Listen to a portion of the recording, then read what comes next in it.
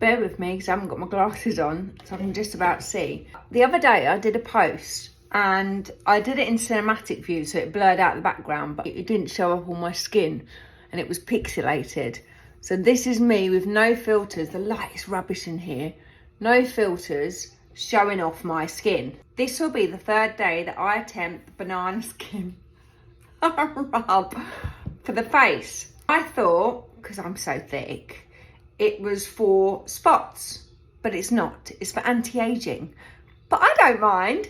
I love a bit of anti-aging. So I'm gonna rub this in my skin, and this time I'm not freezing it because it's better to do it unfrozen than it is to do frozen, although you can do both. I'm getting all the natural ingredients on my face, my neck, my chin.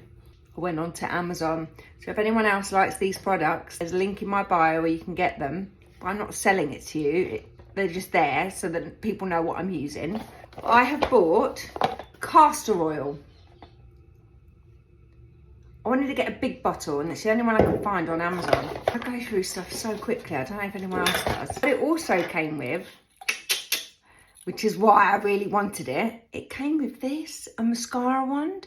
So if you put the castor oil into the bottle and put it on your lashes, it's supposed to help hair growth. Oh, so excited to try all this out. The other thing I bought was Rosewater.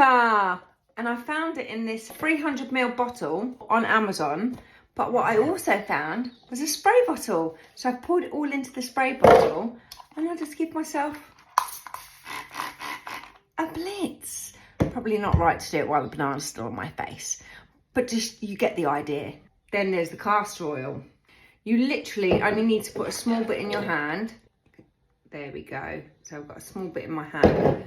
Now, one thing that Kate said was not to rub your skin down. So I'm just going to pat it in all the areas that I need it to go.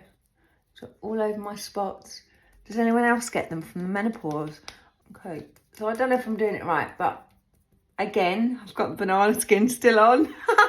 What I would recommend doing is putting your banana skin on, like Kate says, leave it on for 15 to 20 minutes, then wash it off. Once you've washed it off, apply the castor oil. Once you've applied the castor oil, just leave it to soak into your skin. Because I can't wear any makeup because my eye is being investigated as to what's going on, I wanted to try out the castor oil on the eyelashes and thicken them up a bit if that's exactly what it does. I'm just going to pump. Oh, I can't do it because of my thumb. I'm going to use my breast. Taking a little while to go down, but you can see it filling up gradually. There we go. Because this is a natural ingredient, I don't see why there's a problem putting it on my eyelashes whilst I'm having this issue with my eye.